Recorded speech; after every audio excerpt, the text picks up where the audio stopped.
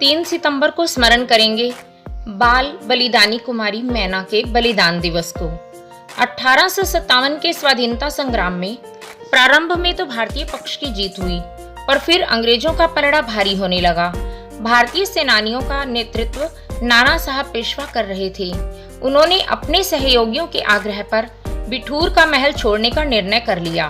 उनकी योजना थी कि किसी सुरक्षित स्थान पर जाकर वे फिर से सेना एकत्र करें और अंग्रेजों से नए सिरे से मोर्चा लें।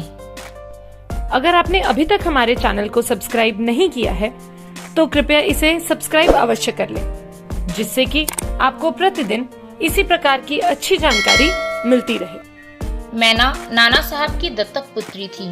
वह उस समय केवल 13 वर्ष की थी। नाना साहब बड़े असमंजस में थी कि उसका क्या करें। नए स्थान पर पहुंचने में न जाने कितने दिन लगें और मार्ग में न जाने कैसी कैसी कठिनाइयां आए। अतः उसे साथ रखना खतरे से खाली नहीं था, पर महल में छोड़ना भी कठिन था। ऐसे में मैना ने स्वयं महल में रुकने की इच्छा प्रकट की। नाना साहब ने उसे समझाया कि अंग्रेज अपने बंदियों से बहुत दुष्टता का व्यवहार करते हैं, और फिर मैना तो एक कन्या थी, अतः उसके साथ दुराचार भी हो सकता था। पर मैना साहसी लड़की थी। उसने अस्त्र शस्त्र चलाना सीखा था। उसने कहा कि मैं क्रांतिकारी की पुत्री होने के साथ ही एक हिंदू ललना भी हूँ। मुझे अपने शरीर और नारी धर्म की रक्षा करना आता है। अतः नाना साहब ने विवश होकर कुछ विश्वस्त सैनिकों के साथ उसे वहीं छोड़ दिया। पर कुछ दिन बाद ही अंग्रेज सेनापति ने गुप्तचरों से सूचना पाकर महल को घेर लिया और तोपों से गोले दागने लगा। इस पर मैना बाहर आ गई। सेनापति नाना साहब के दरबार में प्राय आता था, अतः उसकी बेटी मैरी से मैना की अच्छी मित्रता हो गई थी।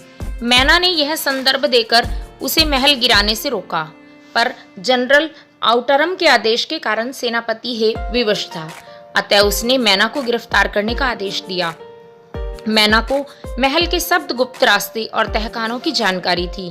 जैसे ही सैनिक उसे पकड़ने के लिए आगे बढ़े, वह वहां से गायब हो गई। सेनापति के आदेश पर फिर से तोपें आग उगलने लगी और कुछ ही घंटों में महल ध्वस्त हो गया। सेनापति ने सोचा कि मैना भी महल में दबकर मर गई होगी, अतः वह अपने निवास पर वापस लौट आया, पर मैना जीवित थी। रात में वह अपने गुप्त ठिकाने से बाहर आकर यह विचार करने लगी कि अब उसे क्या करना चाहिए। उसे मालूम नहीं था कि महल ध्वस्त होने के बाद भी कुछ सैनिक वहां तैनात हैं।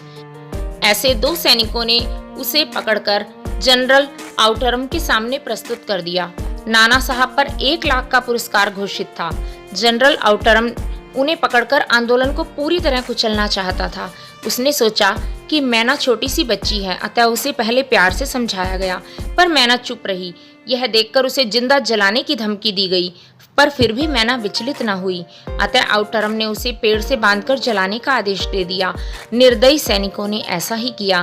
3 सितंबर 1857 को रात में 13 वर्षीय मैना चुपचाप आग में जल गई। इस प्रकार उसने देश के लिए बलिदान होने वाले बच्चों की सूची में अपना नाम स्वर्ण अक्षरों में लिखवा दिया। भारत माता की जय।